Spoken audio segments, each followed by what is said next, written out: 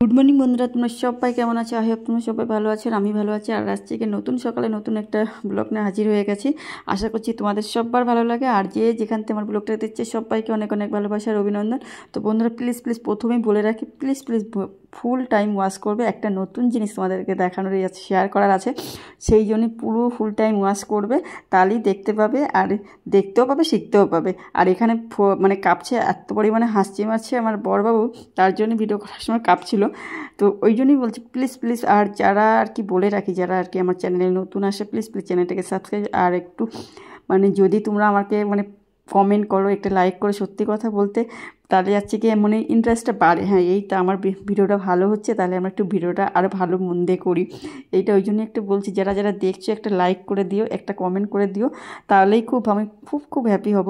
আর এই দেখো সকালবেলা রবিবার মানে, আর এইগুলো এই কদিন এত পরিমাণে অনুষ্ঠান হয়েছে, অনুষ্ঠানে জুতো মানে কোনটার সাথে কোনটা মানে একটা ড্রেসের সাথে একটা জুতো পরার একটা ব্যাপার থাকে। মেয়ে আমার বা মানে বরবাবুর মার মানে এত জুতো ছিল যে মানে কী করবো। তারপরে সেই এখানে ওখানে ছড়ানো ছিল, মানে সিঁড়ির নিচে দিয়েই ছড়ানো ছিল। তো সেইগুলো আবার একটু গুছিয়ে রাখছি। আর এইগুলো বেশি পরা হয় না, এই যে খাপের যেগুলো ভালো জুতো ওইগুলো খাপের বক্স ভরেই রেখে দিই, যাতে নতুন থাকে, ক্লিন থাকে, পরিষ্কার থাকে, সেই জন্য। আর আমার ক্লিন করতে তোমরা তো জানো প্রতিটা জিনিস আমার পরিপাটি হওয়ার দরকার। এটা আর কি অনেকে এখন মানে যারা দেখো নিয়মিত, তারা মোটামুটি মানে নিয়মিত অনেকেই দেখে না, তবুও আমার কি বলা আর কি, দু একজন তো দেখে, তাদের কথাই বলছি। দেখো আমার প্রতিটা জিনিস ক্লিন করা থাকে আর পরিপাটি করা থাকে, মানে জিনিসটা যাতে নষ্ট না হয়। তুমি একটা জিনিস মানে বহুদিন যায়, আমাদের প্রচুর বহুদিনই একটা জিনিস যায়। একদম সত্যি কথা, সাইকেলটা একদম ফালতু কেনা হয়ে গেছে, এখন এই শ্রীঘটে আর কি আটকে থাকে, মানে জায়গাটা নষ্ট হয়ে গেছে। মানে মেয়ে চেয়ে চালায় না, আর মাঝে মধ্যে আমি একটু চালাই। তো সাইকেল চালাতেই এত কষ্ট হয়, স্কুটি চালাতে মানে আমার হাঁটতে এখন কষ্ট, মানে সারাক্ষণ ওই চালাতে না হাঁটতে অভ্যাস হয়ে গেছে। হাঁটাও আমার খুব কষ্ট, মানে সাইকেলেও কষ্ট, হাঁটাতেও কষ্ট। ওই জন্য আমার বড়বউ মাঝে মধ্যে বলে চলো একটু বিকালে হেঁটে আসি, কিন্তু আমি হাঁটার মানে কষ্ট হওয়ার ভয়তে যাই না, এতটা কষ্ট হয়।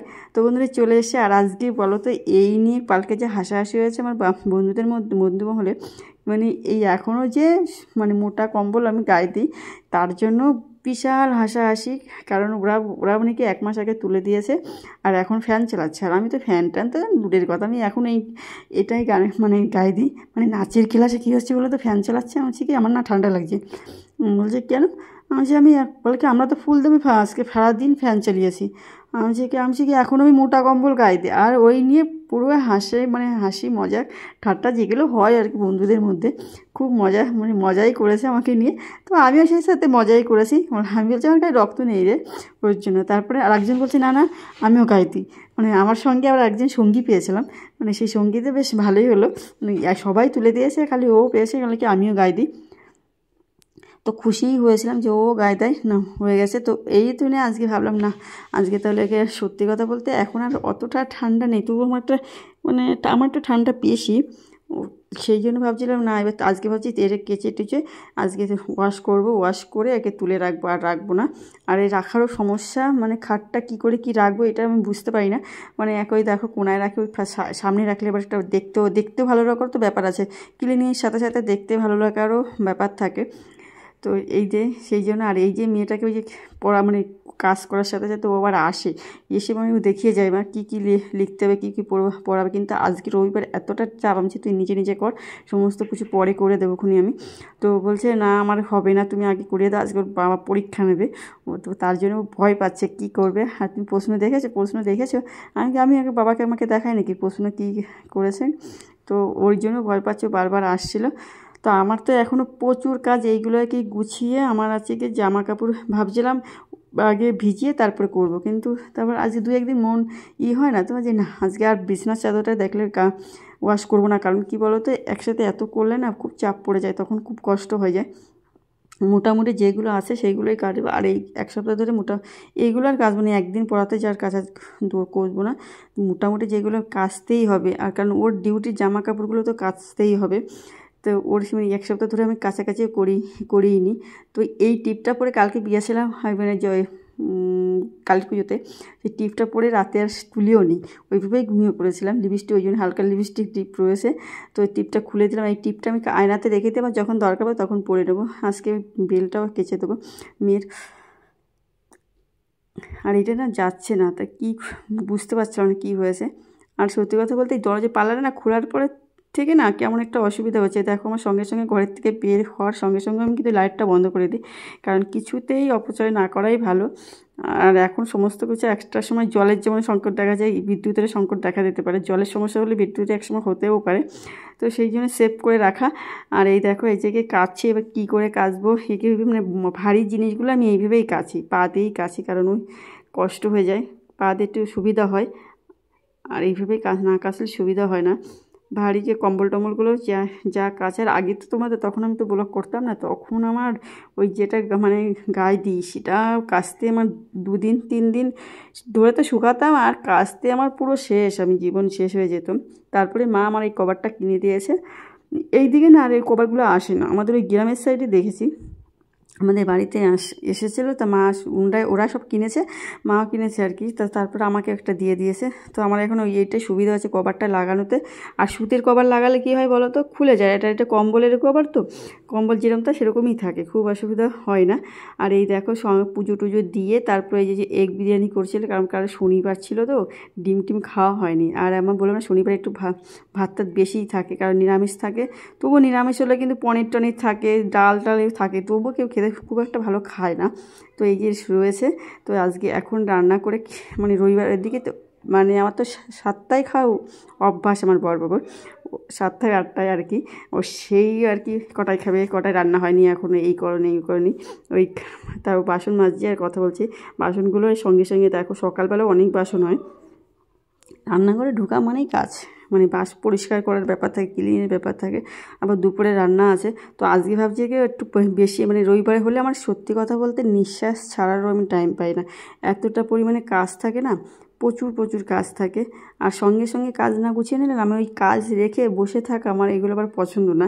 আর সত্যি কথা বলতে কেমন একটা লাগে, দেখতেও কেমন লাগে। আর তারপরে হচ্ছে কি কেউ যদি এসে দেখে যে বাসন জমানো রয়েছে, এলো পাতালি রয়েছে, সেটা কেমনটা লাগেও দেখতে। তো এই ভিডিওটা আমি অনেক আগে করা উচিত ছিল, এতক্ষণে আমার জামা কাপড়ে তো শুকিয়ে যেত, মেলার দরকার ছিল অনেক আগে, কিন্তু সেই ওকে আর পাচ্ছিলাম না বলে আর ওই স্ট্যান্ড লাগিয়ে করতে কষ্ট হয়ে যায়।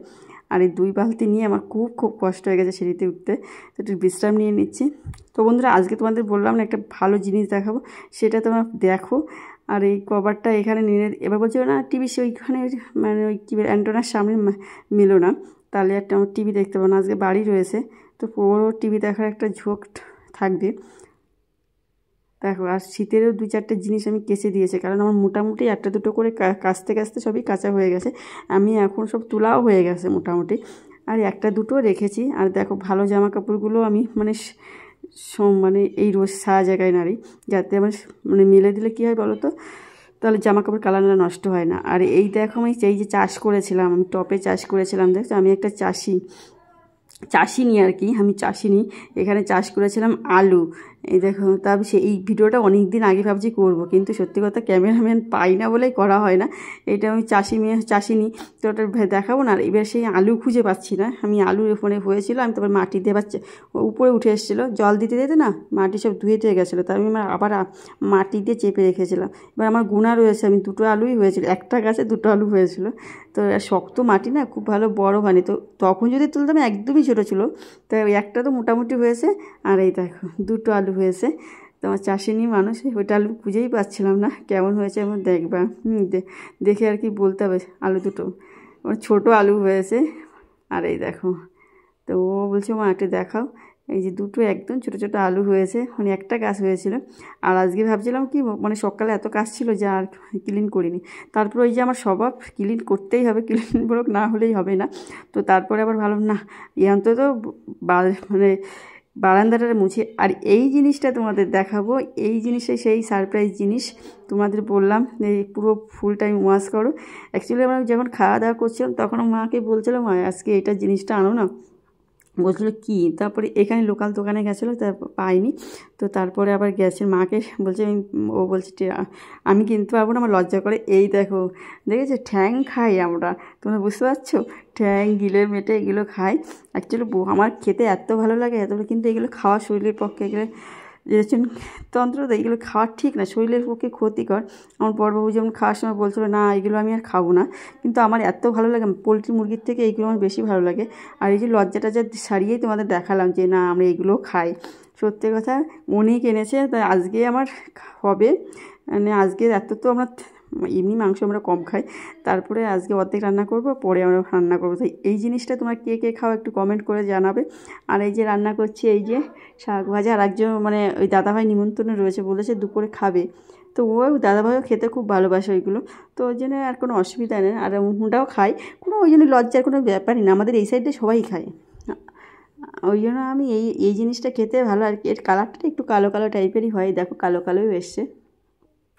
আর কে কে খাও এই জিনিস, মুরগির ওই ছাল তো না, সে অর্গানগুলো কে কে খায় অবশ্যই কমেন্ট করবে। আর এই দেখো আমার সমস্তটা জিনিস বললাম না, সমস্ত জিনিস, এই কভারটা অনেকে বাড়ি দেখো কি এই রাখার ব্যাগটা নেই, কিন্তু আমার ব্যাগটা কিন্তু সেইভাবেই রয়েছে, আমি যত্ন করে রাখি যাতে আবার পরে আমার লাগে।